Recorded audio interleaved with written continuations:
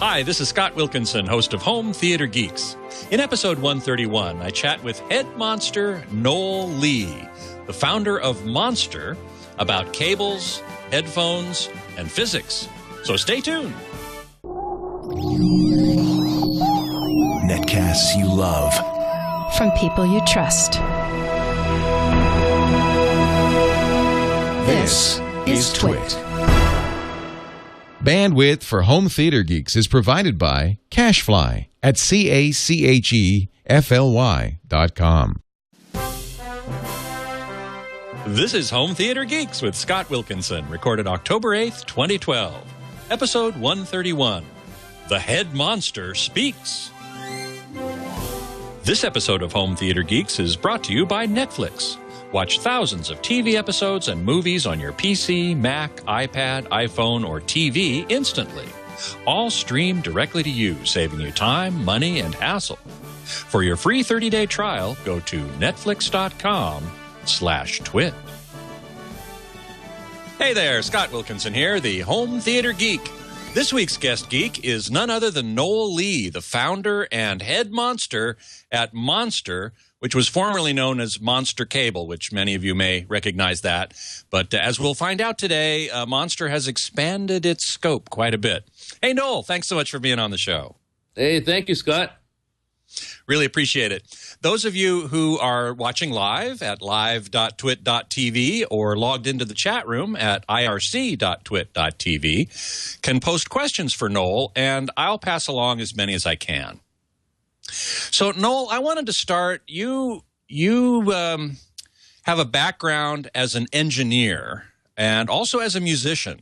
Tell us a little bit about how you got started in those two fields. Well, son of immigrant parents, Asian parents, you have to be an engineer or an accountant. So, all right, yeah, be an engineer. So, graduated out of Cal Poly and worked at Lawrence Livermore Laboratory for several years. But I was an audiophile and a geek and a musician too. Played music on the side. It was a great time. Mm-hmm. What is your instrument? Drums. The best position in the band. Well, I hope you wore earplugs because the drums do put out some SPLs, don't they? What'd you say? I say, what? What was that? Oh, yeah, right. I know that I didn't wear earplugs when I was in college rock bands, and I'm now regretting it. Yeah, you can get to it. Yeah. So then came Monster Cable. How did you start the company? Well, I had a huge interest in audio, and I built Dyna kits and Heath kits in the old days, and but I wanted to do something in the audio field, but nobody would hire me because I was overqualified. So I said, well, I went to a stereo store, but I said, this speaker wire that I've got on my system, I can't afford a new amplifier, can't afford a new receiver or cartridge in those days. I said, maybe I can do something with this cable because it's really thin, and everybody said cable doesn't really make a difference. Don't bother with it as long as you got a 16 gauge, 18 gauge. And I said, well, it doesn't hurt. Let me try a few things, which I did. Started winding different cables in my garage, and bought raw wire of different diameters, and lo and behold, there were differences in the cable. So that's how the first Monster cable was created. So you basically tried different kinds of copper, different kinds of cable, and maybe wound them in different ways. I mean, did you actually get down to the level of winding the cables? Oh yeah. So you could buy copper from Phelps Dodge, and I took different gauges and put them with a drill, and just stuck it in a vise and started winding different combinations. There were wires that I bought that were of heavier gauge. Then I started winding different ones, and I found that it wasn't just the thickness of the overall wire. It had a lot to do with the dielectric and the actual gauges of the conductors and how you wound them. So we ended up getting several patents around cable technology for audio. Just for those who don't understand it, would you define dielectric so that we make sure we're all on the same page here? Okay. So dielectrics are the insulator between the two conductors. There was a lot of work done on capacitors and how they interfere with audio, and how polystyrene caps were no good, and that work is pretty much the same as in a speaker cable, because the insulation between the two conductors, well, that is actually a capacitor. Right. Okay. And what about the fact that speaker cables are not typically shielded, whereas interconnects and microphone cables are? Well, they don't need to be shielded because it's a very low impedance, and there's a relatively large signal going through it. So unless you have amplifiers inside your speakers, they don't need to be shielded. However, twisting them from hum is the right way to go in terms of isolating them from magnetic fields. Okay. And certainly running them, I've always been told and have advised people to, if you're running speaker cables or any kind of audio cables near power cables, ideally you don't want them to be near power cables, but if they are, best to run them perpendicular to the power cables. Would you agree? Yeah. Yes, that's because every power cable has a magnetic field that goes around it, and right. And some power cables emit a very, very strong magnetic field, and you can just take a flux meter and go up to any power device, your laptop, your power cables, your monitor, your TV, and you get an idea how much radiation there really is, hum radiation. Right. Now, Philly Darts in the chat room is asking a question that I was going to ask also, which is, what about different formulations of copper? For example, the most common one that I see among cable manufacturers is oxygen-free copper. Well, we've done a lot of work with that, oxygen-free copper, 6/9 copper. I have found personally, and through all of our research, that the quality of the copper, as long as it's good copper, 99.99%, you don't need 6/9 copper or oxygen-free copper, because the distortions caused by the magnetic field are far, far greater than those caused by anything in the copper. So it may make a difference. I haven't found it to be audible enough to warrant doing that. I did a lot of work in terms of magnetic fields and winding different directions and around different dielectrics. Do you feel the same about long crystal copper or monocrystal copper? I mean, some companies tout that they have these single crystals of copper that are very, very long, and that improves things.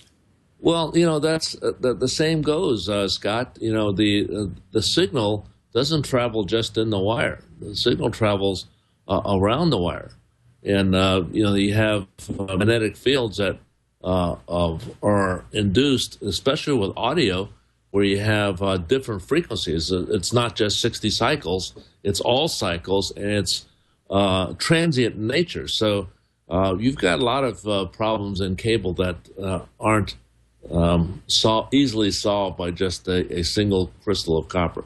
But I would say that the only way to test this, and I've challenged a lot of people, is to take the exact same gauge, and if you can, just take a solid rod, of regular copper, 6/9 copper, long crystal copper, and listen to the differences. All else being equal, the dielectric being equal, everything else being the same, because otherwise you're listening to other things. So when somebody says, okay, I hear a difference, or I hear an improvement in long crystal copper or 6/9 copper, well, what'd you compare it with? Okay, unless you compared it with exactly the same construction, then you don't really know that the differences you heard were due to the copper itself. Right. Now, you bring up an interesting point about doing listening tests between regular copper and 6/9 copper, which, by the way, means 99.99999 percent oxygen. 6/9, yeah. 6/9 after the decimal point of a percentage, or long crystal copper or whatever. You've got you can do hearing tests and you can do blind tests, and I want to talk to you about that in a bit. Okay. But before I do, I want to ask you about how one – so we're talking here about subjective analysis as opposed to objective analysis. Now, what sorts of measurements do you do to verify that this cable is performing better than another cable? Are there measurements that one can clearly point to and say, oh, see, because of that, that's why you're hearing something different? Okay, well, that's a multi-faceted question. So let me answer by subjective and objective. So, subjective is, do I like the sound of this over that? Do I like more bass or less bass? And things that are objective are things that if it's clearer and it delivers more power, a cable can't add power. It's not an amplifier. It can only let through more power. It can't add clarity. It can only let through clarity. So things that you hear that are relatively like frequency balance, I can control that with the number of conductors and how I wind the conductors. So I can get more bass or less bass by letting through more bass or less bass. So it's covered in some of our patents.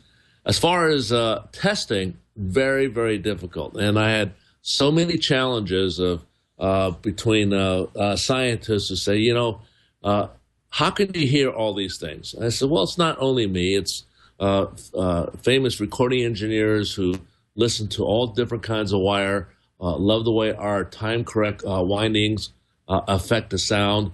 And, well, then why don't you just do a research paper on it? And I says, well, because I don't know all the reasons why. I have some theories of reasons why, and they're expressed in our patents and in our designs, and they seem to correlate. But I can't measure all of those things that we can hear. And the human brain is a FFT analyzer sampling at infinite samples per second, meaning there is no sampler rate. It's infinite, meaning we're sampling all the time. Time, frequency, and phase. So we interpolate all of these things all at one time, and there is no instrument that can capture what the ears can hear and what the brain interprets between time and frequency. Mm-hmm. Well, there is certainly that the brain is the most marvelous instrument ever created, so at least to this point. And like harmonics and things like that that are very, very difficult to capture in any kind of an instrument. Right, exactly. Beatmaster in the chat room is asking, could you specify which types of cables are more likely to have interferences, or I think pick up interference, high frequency, low frequency, and so on? I'm not sure if that question makes sense to you, but if it does, what do you think? Well, the pickup of frequency depends on the impedance of the signal, the bandwidth of the amplifiers that it's connecting to, and then we had a lot of trouble before with not with our cables, but with some cables that are very high in capacitance that absolutely freaked out wide bandwidth amplifiers because they could amplify signals that you couldn't hear. And so this high capacitance freaked them out and actually caused a distortion that at times could sound like there was more high frequency response, but it was really oscillation. So and it actually shut down some amplifiers. So as far as shielding goes, you should definitely shield all your low-level cables. That's why microphone cables are shielded and they're twisted. In terms of an RCA connector, you've only got two conductors. So we run a positive and negative conductor, and we have a shield, but we tie the shield only at one end. So you have to do the best you can with just a positive and negative. But the positive conductor and the negative conductor should be exactly the same material. Coaxes aren't really good because a coax has a different conductor on the shield than on the center, and those each have magnetic fields, and those magnetic fields aren't coincident with each other. So that's probably too much information, Nah, we're all geeks here. Okay. I did, though. It does bring up a point, that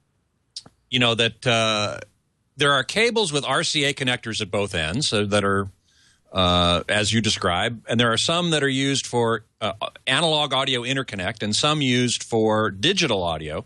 And the digital audio ones are called coax.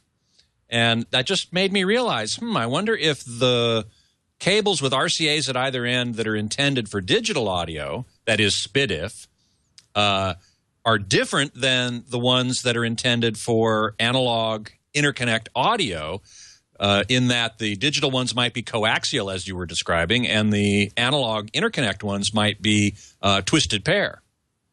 Well, they are, first of all, they're not the same signal, and people should not get them confused. An audio signal is very low in frequency relative to digital.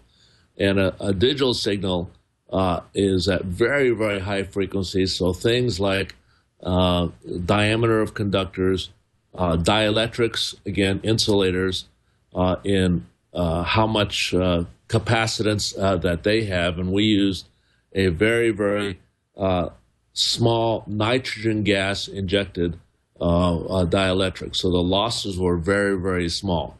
So that would cause an absorption and a distortion in the signal. And for digital, timing is a problem. Okay, so the longer the length, the timing in the digital domain has a shift in the frequency. That's why all the recording studios, even though you have digital signals going everywhere between the different products that carry the signal, they all have to be clocked to the same clock. And, it's amazing that the ear is not supposed to hear any of that, but yet it does.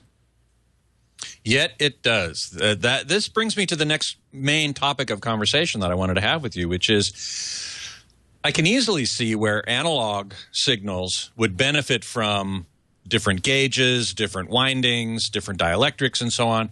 But the common wisdom, anyway, is that digital is digital, and if the bits get there in the right order and at the right time, then different characteristics of the cable don't make as much difference. Is that a fallacy? It is. I'm going to say half true. And do you remember, Scott, when the Philips and Sony came out with the original CD player? Sure. And what the tagline was, the one with the little cover on it. The tagline was "Perfect sound forever." I remember well. So, and I got to ask, if it was perfect sound, why did people not like it? Okay, right. Why did and why did recording engineers reject it? Why did they reject digital amplifiers? Because it was sampling, and it wasn't. And I don't know how many years, but it was a couple years after the engineers started to look into it that they found time domain distortions in digital, which means there was time shift. It was called jitter. And there are jitter analyzers now that will look at the time shift. So the signal all gets there intact, but they don't all get there at the same time. So that's... Or at the right time. Yeah, at the right time, right. So it depends on how the digital data goes through. Does it go through in packets? Does it go through in a stream? So if you're printing, from your computer to your printer, it doesn't matter how it gets there or when it gets there because it gets buffered. But when it's in video or when it's in audio, it needs to leave and arrive at exactly the same time. And then you got a matter today of bandwidth. Okay, you're trying to stuff so much in the pipe. It's it's like your pipes in your house. Okay, you can only take so much water through it.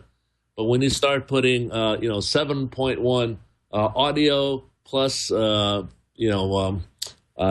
video at 120 hertz, 60 hertz signals, and then you duplicate that to 3D, then you're going from 720p to 1080p, and now you're going to 4K. That pipe becomes really, really stuffed. And it'll come out in terms of spots on the screen, spots that go there. And, what was that spot? Oh, it's not there anymore. Well, because there was a pixel that dropped out.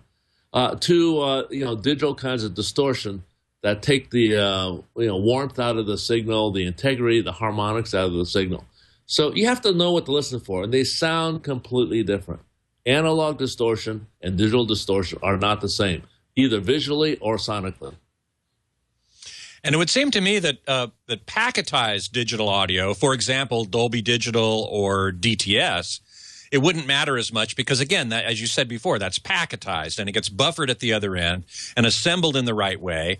And as long as the cable doesn't have as much to do with it as the receiver, how it buffers and how it dejitters and sends the stuff out. Whereas with a streaming source like PCM, then the jitter in the cable would make more difference. Am I right on that? Yeah, you're absolutely perfectly right. But it does point out to what we don't know and what the general public or the general geek may not know, that digital is just digital. Well, it's not just digital. Look at all the advancements in D to A converters. Okay, and you can immediately hear the difference in different qualities of D to A's. And even today, 20 years later, we still got advancements in D to A converters. So, it's digital, but it's not just digital. And I assume that what we've been talking about applies equally well to HDMI. Now, the video in HDMI is streaming, so it isn't packetized. It's uncompressed, and as you said, it's a pretty big pipe. It has to be to carry that much data. How much effect does the HDMI cable, assuming that we have reasonable conductor size, good contacts at each end, and it's not too long? How much does the cable really affect the HDMI signal? Well, HDMI is an extremely complex cable. There are 20 conductors that have to be soldered by hand in most cases. And the size of the solder joint, the cold solder joints that might happen, they all interfere with the signal. But more importantly than that, the HDMI cable has to be timed, all those 20 conductors, because it is a digital signal going through an analog medium, meaning it's still going through copper. So everything that affects an analog signal in copper affects a digital signal. That means losses, windings, and dielectrics are extremely important. So you will have distortions, due to timing errors. It has to be within 1/10,000th of a second between all of the different conductors for all the signals to arrive at the same time. So you'll have HDMI cables that will have data error rates. And at Monster, we have this data error rate counter. So we have both an eye pattern test, which you will see the amount of data that doesn't get through or that does interfere because of the pipe, of the bandwidth of the pipe. But you also can have billions of data points in and how many don't get out the other side. And it's amazing the quality difference between some of the HDMI cables of the amount of data that actually gets lost. Amazing. How has the industry? I was going to ask you this question earlier, but we kind of got off on this tangent, which is great.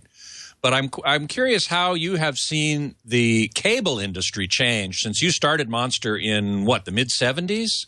Yes. 1978 was when we started.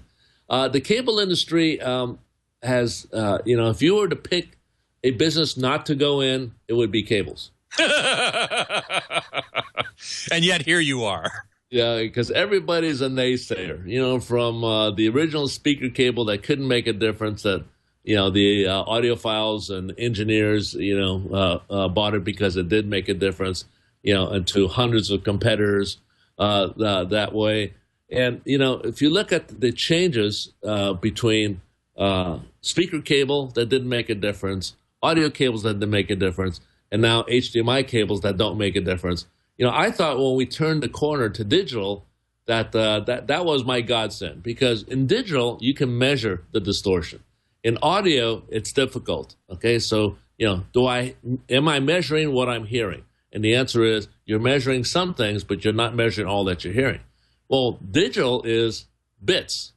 Okay, so either comes out or it doesn't come out, and either it's mistimed or it's not mistimed, and you can see that on analyzers. So we've got proof now. We just stick it in an eye pattern test, run it up to a very high frequency, and see how much data actually gets through. And you can see it physically on an eye pattern test, or you can measure it on a bit error rate counter. So even with that information, people are still saying, cables you don't need to buy expensive cable, just buy any old cable that you want to. And I'm saying, you got to buy the best cable that you can possibly have in the digital domain, because digital will always get better, meaning bandwidth will go up. And you can just see from the original 480p or 480i now to 4K, 4K displays and 8K displays, which were shown at the IFA show in Germany. I mean, we're talking massive, massive amounts of data, and and you're still carrying it through a copper pipe. Yeah, exactly. Well, before we go on, and this is getting really interesting, and there's a lot more to talk about, but before we do, I want to take a moment to thank our sponsor for this episode, which is Netflix. Of course, Netflix offers thousands of TV episodes and movies that can be streamed directly into your home using just about any consumer electronics device you have, be it a computer or your TV or your Blu-ray player, gaming console, dedicated streaming boxes. All of them have Netflix apps now, smartphones, tablets, and you can stream all of this content as much as you want for one low monthly fee directly to any of these devices. You can even start on one and finish on another, which presents you really with the ultimate inconvenience. Now, Netflix wants to give those few TWiT watchers and listeners who have not tried Netflix yet the opportunity to do so with a 30-day free trial. Just go to netflix.com/TWiT and start your 30-day free trial to see if Netflix, in fact, would be appropriate for you. And I am willing to bet that you will find it so. So go to netflix.com/TWiT. And we thank Netflix very much for their support of Home Theater Geeks and the entire TWiT network. Let's see. We were talking about digital, and there was a question in the chat room, which is, what does jitter sound like? So we're talking about digital audio now and streaming digital audio, so PCM coming across a digital line, and there's some jitter in it, which means, let's presume that there is some jitter in it, which means that the bits aren't getting there exactly when they're supposed to. They're delayed by some amount for some reason. Can you describe what that sounds like? Well, it depends on the receiving device. Okay, so how the receiving device interprets the amount of digital data coming in. But digital distortion would sound anywhere, and there's no absolute. Different things will sound differently. Will sound things like loss of harmonics, loss of depth, and richness or ambience. And it's like, when you compress something. It can go from that to when it gets really severe, it just doesn't sync at all. You get between the source and the receiver where the digital signal gets so mistimed that the receiver can't then interpret the signal and lock onto it. Brick Engraver in the chat room was asking a question, and my client just jumped, which I hate when that happens. Which is, are there any other materials that are better than copper in a cable to carry, say, more bandwidth? I mean, I've heard some cable companies talk about using silver, in their cables, which means they're obviously going to be very expensive. Does that really offer a benefit? To me, not. And believe me, we've tried all kinds of different materials, aluminum, zinc, brass, silver.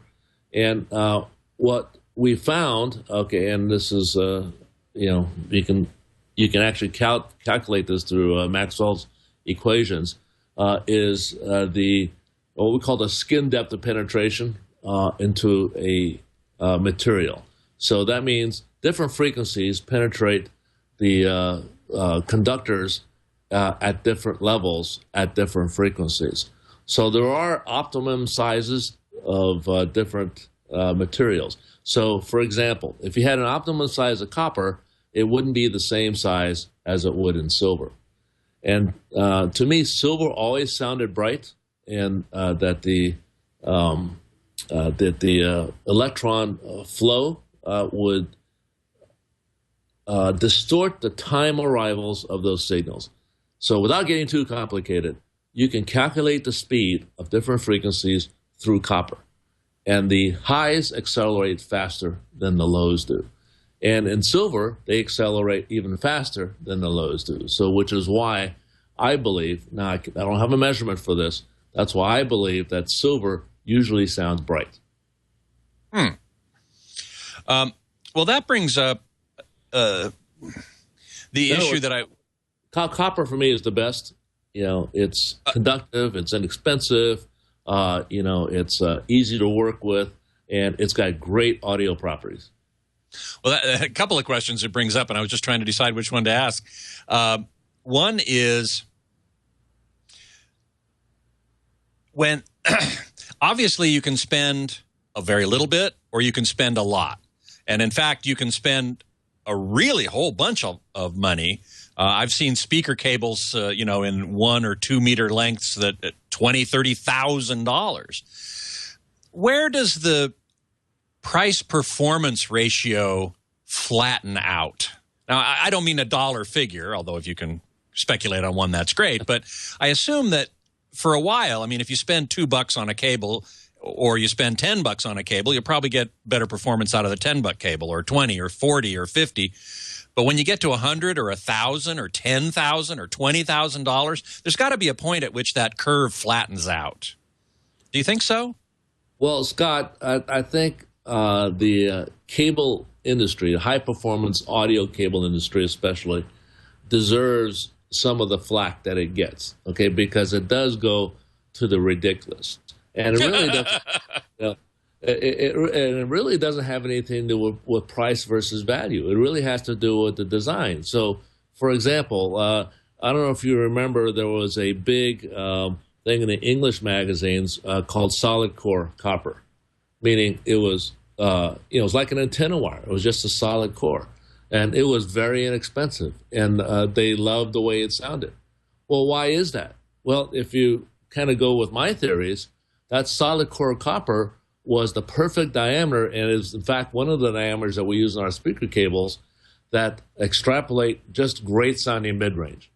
And if you know the British taste in music, they're not really hard on low bass or power. They're I'm going to say a polite sound. So they kept LS35As, Rogers, and B&Ws. They're polite sounding. So for the English, that was the perfect wire, and they sold a bunch of it at a fraction of a cost of what a really high-end cable would be. For example, one of the ones that were wound very, very complex windings, but caused a lot of capacitance and shutdown in amplifiers. So there is no ratio between the cost versus performance necessarily. I do know, I can tell you that we try to focus a lot on the manufacturing side more than we do on the purity of the copper. So we put the money where it counts the most in terms of sound. And, I don't like to make speaker cables over $3 a foot. We had some $6 a foot cable, which are fantastic. But I think the one we have for $3 or even $2 a foot. It was one of the M series. It was a phenomenal sounding wire, and I put that all through my car because it was easier to get through. But it was a great sounding wire for just a little bit of a price. The other question that reminded me of when you were talking about how in different materials, copper versus silver, the high frequencies and low frequencies travel at different speeds.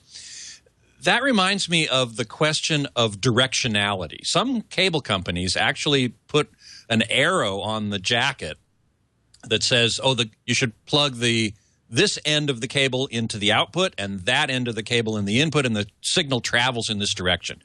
Well, audio is an alternating current, so how can directionality make any difference? Yeah, you're absolutely right. So, yeah, especially in a speaker cable, because it goes one direction and goes another direction. But we did have arrows on our interconnects, and that was because we had a twisted pair inside, but there was a shield on the outside.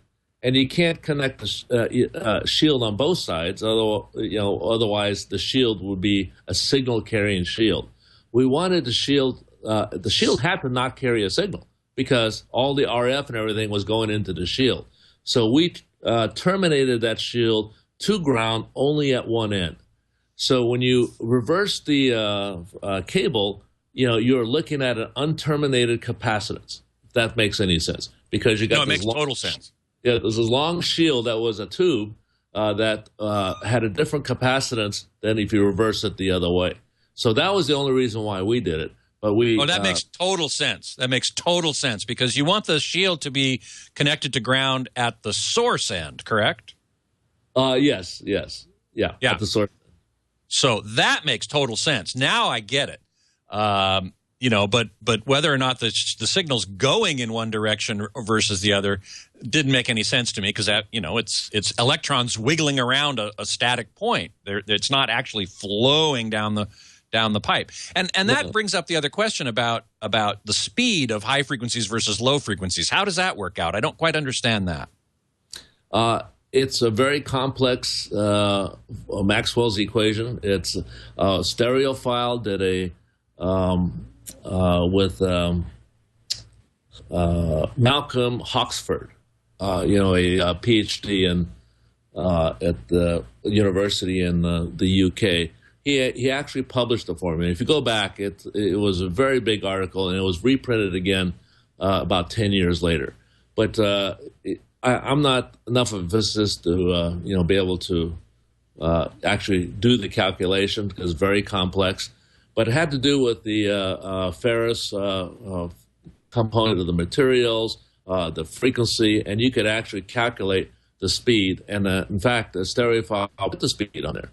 They put the speed at through copper of a 50 hertz signal versus a 20,000 K signal. So that article kind of went unnoticed, okay, because it was so complicated that people didn't understand it. But it was a proof that there was actually a difference in the speeds through copper. And I see here, those of you who are watching the video can see some of the article. I think it's that article you're referring to. Okay, there it is. That our wonderful engineer John found immediately on Stereophile. Look at that. You are unbelievable. With John's amazing. He's great. I love having him. Go to the part where they actually have the speeds calculated. If that's okay. Let's that is the Stereophile article. So let's see if we can find out where the speeds are. It may be difficult to see on this little screen. Oh, and there's 5 pages worth. Tell you what, just go to stereophile.com and look up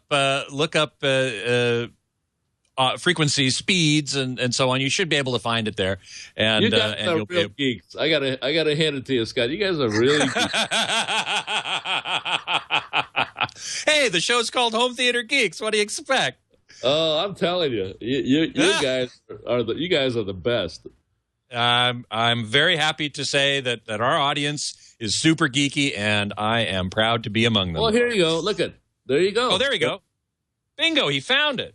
You see the skin depth of penetration, okay? Right. At different frequencies, okay? And you can see that the base frequency at 50 hertz penetrates much deeper than at 20 kHz. And you can see the velocity through the wire is multiples of time through at 20K, which means it travels much, much faster than it does at 50. Wow, at 50 hertz, we've got almost 3 meters per second, whereas at 20K, we've got almost 60 meters per second. You got it. That's huge. And that explains so much, Scott, that and everybody just kind of like discounted that, and they couldn't figure it out.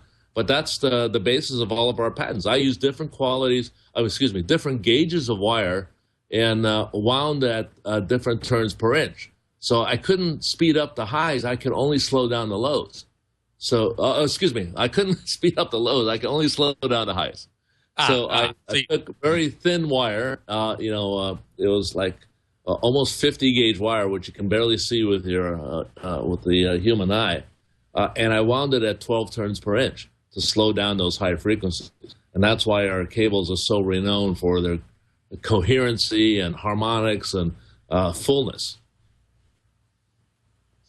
The other question I wanted to ask you that was related to all of this is, how do you discern snake oil from real science in AV cables? This is a very loaded question, I understand, but take your best shot. If it doesn't sound feasible, it's probably not. Okay, so you can be talked into anything. Just like copper and copper versus silver, and I can't give you the answer between snake oil and not snake oil, but I would look at the proof. Okay, I would look at is there technology behind it, and in our case, we have patents behind it. We have the Malcolm Hawksford article as proof of something happening in the wire, and I would say if you had the most exotic materials, how do you compensate for the time? Okay, and so it's a fact. It's a fact of physics that time through different frequencies through a medium doesn't come out at the same time. So I don't care if you have the most exotic material in the world. You're dealing with an AC signal, and an AC signal has a magnetic field, and the magnetic field causes these time delays. So unless you can answer that, okay, and you got some way of doing it, and there's only 2 companies or maybe 3 companies I know that actually deal with that. Okay, so then I don't believe anything else. Understood. Judge Wooden in the chat room is asking if you know what cables are used in recording studios: silver, copper, exotic.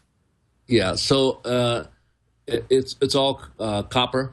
Okay, because again, of the flexibility, solderability, and that kind of thing.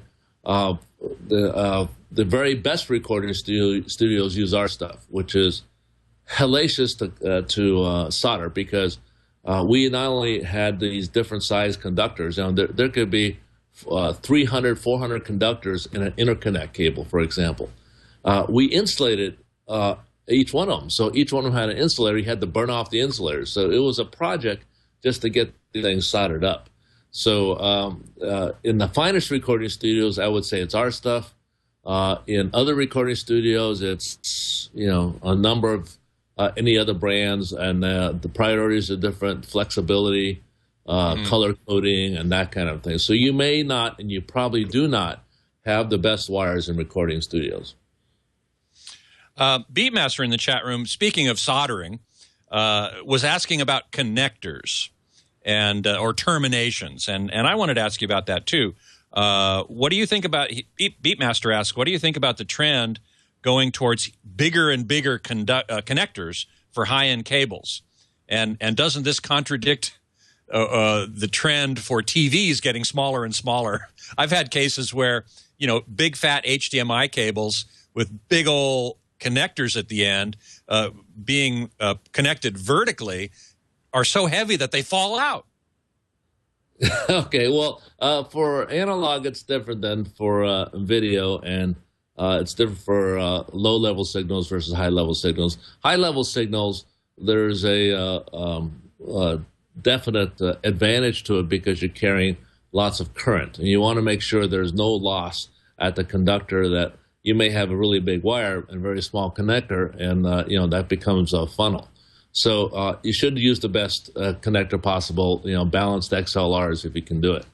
On the HDMI cables, one of the ways that the manufacturers have gotten away with carrying a bigger pipe was to make a bigger pipe. Okay, so typically low loss, big data pipe HDMI cables are big in size. So the trick is to get it smaller in size. How do you get materials and dielectrics to be less loss than regular copper? So, for example, we've got a cable that is 17 gigabits. That's a huge, huge pipe. I've got a 21 gigabit cable, which is 2/3 that size. So it uses very special metallurgy and cancels out a lot of the self-inductance and the losses, but it's actually a bigger pipe in a physically smaller size. Now, that material is very expensive. Okay, so the cost is about almost double the cost of our regular HDMI. So it's really just kind of a balance of cost versus performance, but there is a legitimate reason for the wire to be bigger. Now, HDMI connectors are a specified size, so there's nothing you can do about that connector, but it has nothing to do with the amount of current that it's carrying, because it's carrying milliamps, microamps. Right, exactly. Before we've got a few minutes left, but before we finish, I really did want to get this question into you. Are you familiar with a fellow by the name of James Randi? No, I don't think so. Okay. He's also known as the Amazing Randy. He's actually a magician, but he's also a well-known skeptic. Okay. And on his site, he poses a number of challenges, including he challenges anyone to, within a blind test of his construction, of his design, to tell the difference between, sort of quote unquote regular speaker wire or audio cable and expensive audio cable, exotic audio cable. He offers $1 million to somebody who can reliably distinguish between them under test conditions of his design. And obviously, if you have never heard of him, then you've never participated in that. Only one person I know has. It was Pear Cable. You probably know the company Pear that makes very expensive cables. And Michael Fremer was going to engage in this blind test, and then Pear withdrew at the last minute. There's a lot of bad feeling all around. So if you've never heard of James Randi, then you wouldn't know about this. But I wonder if you've done any blind testing. We started the conversation with this, and I wanted to follow up with this question. If you've done any blind testing with either golden ears like Michael Fremer or just regular people off the street to see how reliably more expensive or more carefully constructed cables, how easily they can be discerned from, reasonably gauged lamp cord. Got it. So, Scott, the answer to that is I'm pretty much an expert on it, okay, because I've done a lot of study on this. I'm not the world's expert on it, but I've done a lot of this with a lot of expert people.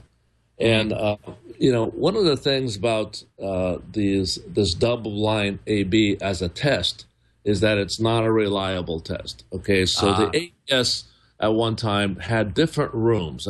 This is in New York. They had tube versus transistor, okay? They had different D to A converters.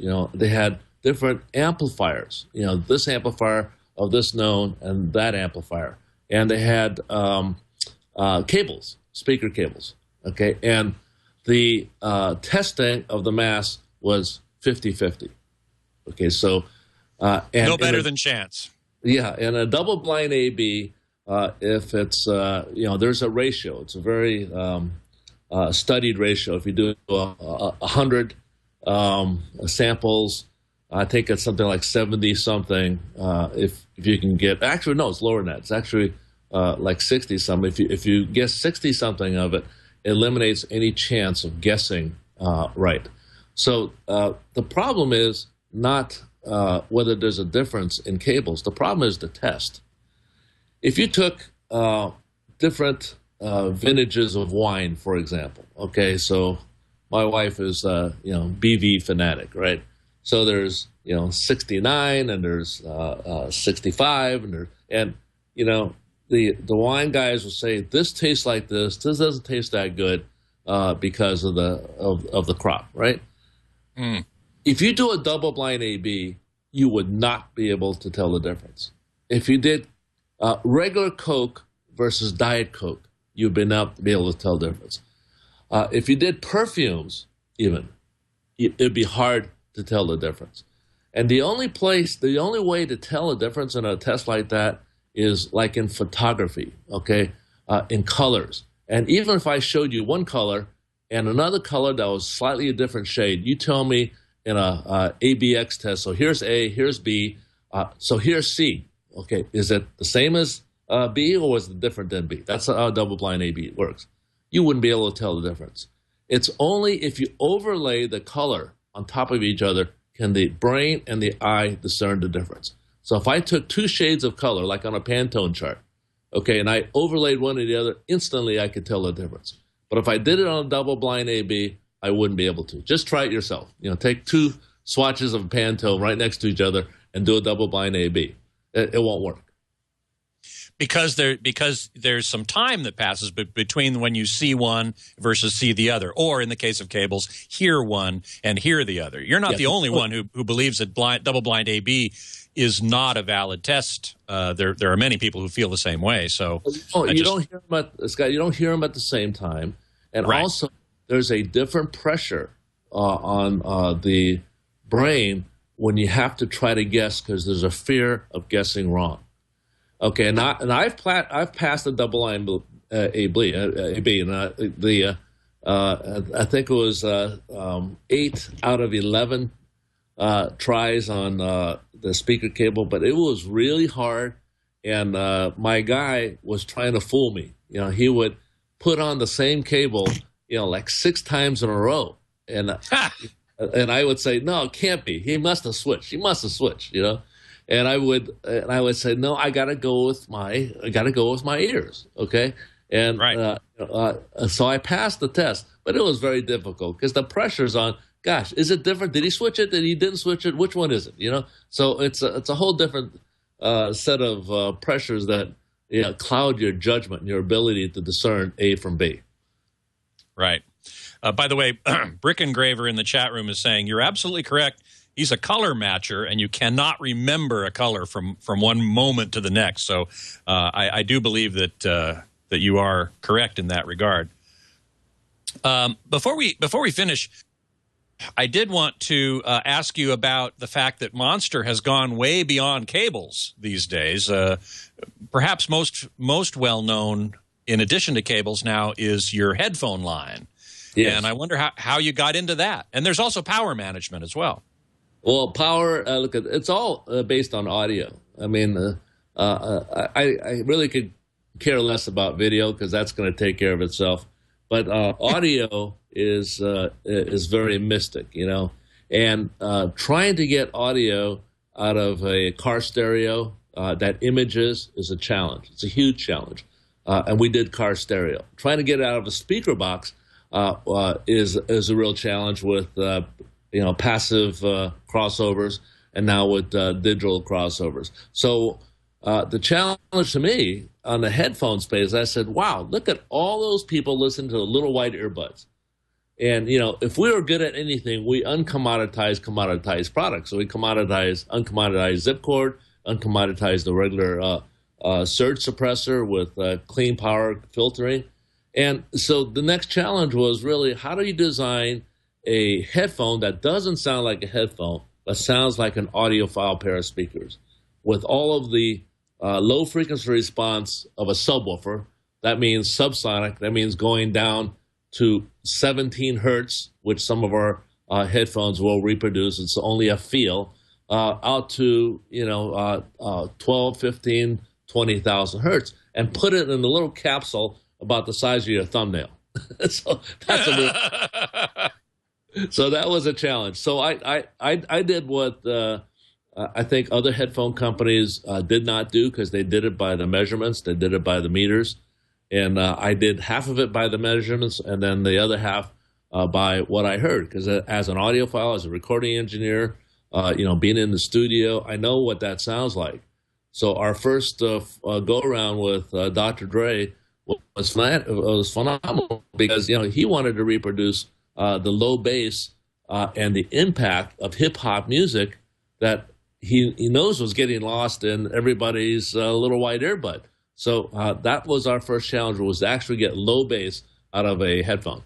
And so we did that. Now we're on to bigger and better things like imaging, soundstage, clarity, transients, that kind of thing in our latest generation. I know there was a question in the chat room a little while ago. I can't find it right now, but it was, how do you go about tuning the headphones, say the Beats by Dr. Dre and so on? Does he actually come in and listen and say, I want more of this and less of that or whatever? How do you go about doing that? Well, I do, I'm kind of like the producer, meaning I know what the artist wants, and I know how to get it there, and they just bless it, right? So the tuning is based on what I think Dre wants to hear in a recording, and I'll be relentless until I get it. But in acoustic space, as small as a headphone, that has so many different parameters. I mean, you could put the same driver in a headphone and have different ear cushions, so to speak, and they'll sound completely different. Sound like it was a different headphone. You could have it in a different cavity, same speaker, and it sounds like a different speaker. So it is half science and half art, and maybe a little more art than there is science. So we were able to do the art part, and because I do have a degree in mechanical engineering, that we're able to find materials, magnet structures, things that will accelerate fast. We do tests that other people don't do in terms of trying to see what the ear can hear. So the latest generation of stuff, which is yet to come out though, Scott, so by the end of this year, you'll have it on the shelf, is phenomenal. It's phenomenal. Dre was good, and what's coming up is going to be even better than good. Cool. Lawn Dog in the chat room is asking, how do you increase the bass response in headphones? Do you do it by electronics or frequency boosting, or how do you go about doing that? Well, you're talking about getting down to 17 hertz, for heaven's sake. Yeah, well, look, you listen to my Miles Davis headphones, and you play a 17 hertz note, you will feel it. I mean, this thing is a 6mm capsule, no electronics. I detest electronics. I've got electronics in Beats by Dre, but I don't like them. You don't want any electronics. And the electronics are for, well, first of all, it's a pain in the ass for batteries, okay? Yeah, right. Yeah. Second, it's an electronic circuit inserted into a passive circuit, So my best work is always passive. And if you're going to do anything electronic, like electronic shaping or, there's a resonance someplace in one of the drivers or in the cavity that you want to, EQ out. I mean, I think it's good for that, just like a room. Okay, so if you had a great speaker, but the room wasn't right, you have to, tweak it a little bit. But you have to start out with a great speaker. You have to start out with a great headphone. So what we do is, if we do any kind of electronic tuning, and we don't right now, okay, but in the future we're looking at different tastes, and different music recorded in different genres are completely different in their sound. So it's really not the headphone; it's the source. We first start out with the best sounding headphone without any electronics in it, and if that's not right, then we can't make it right. You can't tune what's not there. So then we start to tune it. Got it. Web5126 is asking, what do you think is the next trend in personal audio and electronics? It seems like the high-end headphone market may be getting saturated. The high-end headphone market has a lot to go. I don't think it's getting saturated, yes, but it's getting saturated with a lot of junk. Okay, so it's more of the same, you know. And can I make something look like a Beats by Dre and have it sound that way? Well, the answer is no. Okay, so there's quite a few advancements. You know, I feel personally that I've only scratched the surface. You know, just like I did in cables in 1978. It took me 7 or 8 years to actually figure it out, and it took me the next 20 to market it. But in headphones, I think we're just at the beginning of what is possible. We haven't even talked about surround. We haven't talked about how to make it lightweight and the sound impactful in the bass. We haven't talked about the quality of bass. Okay, so it's not, does it go down there, like the car going by in your neighborhood just woofs like crazy, but what's the quality of that bass? How do I control it? So the same things that you hear in a loudspeaker are present in a headphone, except it's even more difficult because basically you have only one driver or two at the most. I don't remember, does Monster make earbuds or only over-the-ear phones? We make earbuds. In fact, they are my audiophile. Very proud of it. So the Turbine Pro Copper is reviewed as some of 5-star reviews all over the place. It's been that way for I think I designed that 2.5 years ago, and it will reproduce that 70 hertz signal. The Miles Davis headphone is a very small capsule, so it goes deep inside your ear, and you feel much closer to the music. It has a very intimate feel to it. And the Gratitude that I designed with Earth, Wind, and Fire was, it feels like you're on stage. It feels like you're standing right next to the horns. You hear the bite of the instruments, feel the bite of the horns. So I like a very intimate sound. And that's what you don't get in earbuds, and that's what you don't get in, inexpensive headphones, especially because they can't reproduce those transients fast enough. Mm. Well, we've come to an end of a fascinating hour. I want to thank you, Noel Lee, founder and head monster of Monster, which, of course, makes cables, has been since 1978, and now headphones, power products, some speakers too, right? You know what? We gave up on speakers, although I think they're the best speakers that were around. But we did start with some digital speakers. You'll see some new, I'm going to say magic boxes, single small speaker boxes that put out a whole bunch of sound because people don't want big speakers anymore, but they want big speaker sound when they hear it. So It's a product called Katana. It'll probably be out in December, certainly by January. But people have heard it say, this is a magic trick. Well, we'll see him and hear him at CES, no doubt, right? Absolutely, you will. Very good. Well, thanks so much for being on the show. I really appreciate your time. Okay, Scott, thank you. Thanks so much, everybody. You bet. Now, you can, of course, read all about Monster products at monsterproducts.com. Couldn't be simpler. And you can also email me at scott@twit.tv with suggestions for guests for future shows or questions, which I try to answer as many as I can.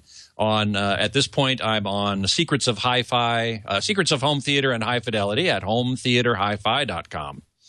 So look for me there and right here on the TWiT network. Next week, my guest geek is scheduled to be Paul Darby. That's right, Paul Darby, who has made a big splash recently with a new video processing device called the Darblet. And I saw a little bit of it at CEDIA, and it looked very interesting, and he's a very interesting guy. I spent some time talking with him. So I am looking forward to getting him on the show next week. That's Monday, as it always is, Monday from roughly 1 to 2 p.m. Pacific time. Hope you will tune in live at live.twit.tv. And if not, by all means, download at all good outlets on the web. So I hope you will join me for that show. Until then, geek out.